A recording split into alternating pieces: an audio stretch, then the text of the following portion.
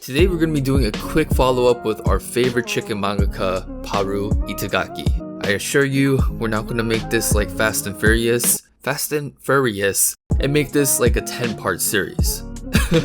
Imagine if that happens. By part 7, I'll be like doing deep level analysis of her tweets and saying some wild ass things, such as, because in this tweet, she's saying that she loves mangoes, and mango trees represent fertility, so we can decisively conclude that Paru Sensei is pregnant.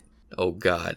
If we get to that point, I want to wake up one morning and see her father, Kaisuke Itagaki, and his Baki characters, and I want to get my ass beat like Chef Ramsay beats his ribeye. This sequel was inspired from seeing that her autobiography manga, Paru's Graffiti, was finished. To give you guys context, in the last video about Paru Itagaki, that video only covered 3 chapters of the series. Well, that series ended in June with 15 chapters, so there's much more to cover, such as why she has a fetish for Santa Claus growing up. 2 weeks ago, she also participated in a virtual convention with Otaquest, and in that 20-minute interview, she stated something awoke within her when she first saw Scar from Lion King.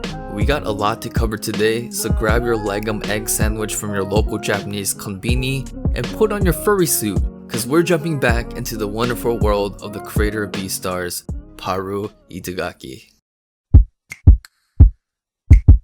So there was this one statement I made in the first part of the series, stating that we don't know too much about Paru Sensei. Well, I might need to retract that statement because I can never be so wrong. Even in her Otaquest interview, she explicitly states the whole point of why she created Paru's Graffiti is to dispel the mysterious aura associated with manga creators. One thing she dives into is the relationship she had with the male family members that shaped her life. The first person she focuses on is her father, Kaisuke Itagaki. And like his creation Baki, his aura is pretty intense.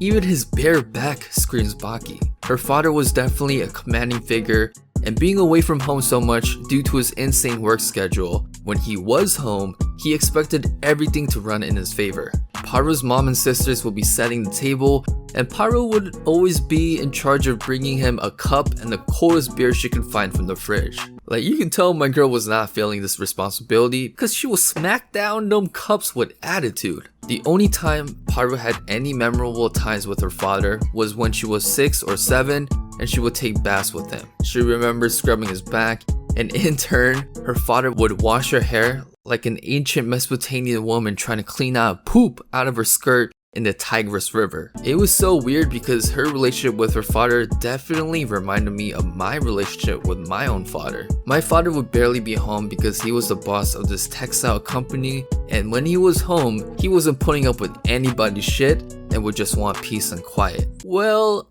I wasn't really helping because I was definitely a troublemaker.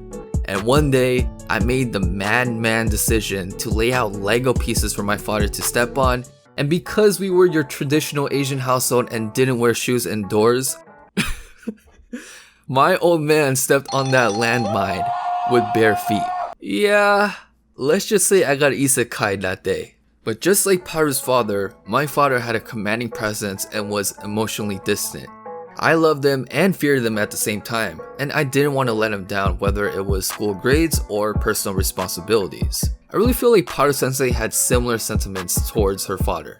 Now, Sensei did bring up one family member that she was really close with and helped impact who she is as a person and as a mangaka. And that is her grandfather, aka the Dracula from Hotel Transylvania. Like, what in the goshi is going on here? Like, my girl liked her grandfather so much, she said bye to him twice. Well, off the bat, Paru's grandfather is a goddamn G. He Robin Hood, he Biggie, and he Dave Chappelle all rolled into one. Sensei stated that her grandfather's personality and character really lit her creativity, and it was a pretty wholesome relationship because Paru would be constantly drawing his face, and in turn her grandfather would encourage her drawings. Again, we're seeing her family members encouraging her to draw from a very early age, which I'm sure really helped her to build confidence in her drawing skills. One thing that really stuck out to me was her grandfather's piece of advice, which was, I know you must hate it, but that's why it must be done first. Sensei accounts that this saying is to why today with her manga creations, she focuses on finishing crowd shots or generally complicated panels first. Her relationship with her grandfather is so wholesome. It really reminds me of when my grandfather would visit from Korea and he would pick me up from elementary school. It's such a nostalgic and heartwarming memory.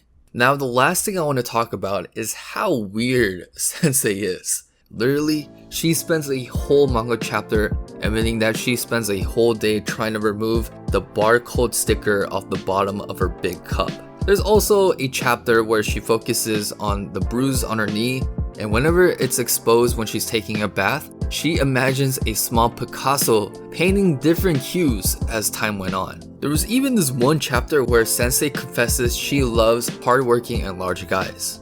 On a side note, now I'm seeing the connection with why half of your Beastar characters got NFL lineback bodies. But in that same panel, she nonchalantly states that she has a fetish for Santa Claus.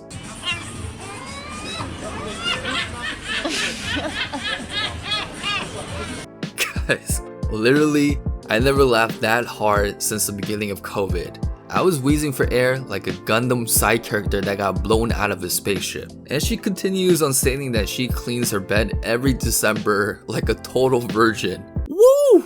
Okay, Tony, let's focus here. We got a YouTube video to finish. I think a lot of these weird and quirky behavior does really make sense though. A part of reminding me of Legacy's weird habits and obsessions like looking after his dung beetle. These are behaviors of successful people. You got Big Boy Ben who would open all windows and stay nude for 1 to 2 hours each morning, and this is because he thought it would protect him against disease. You got Steve Jobs who liked to cry in his free time like he's shooting some goddamn Linkin Park music video.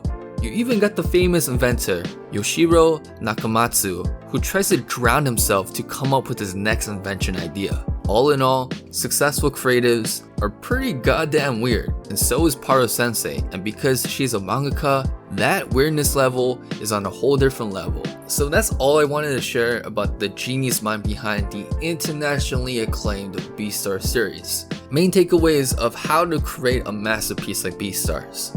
Number 1. Watch a lot of Disney movies growing up and develop feelings towards one of the Lion King characters.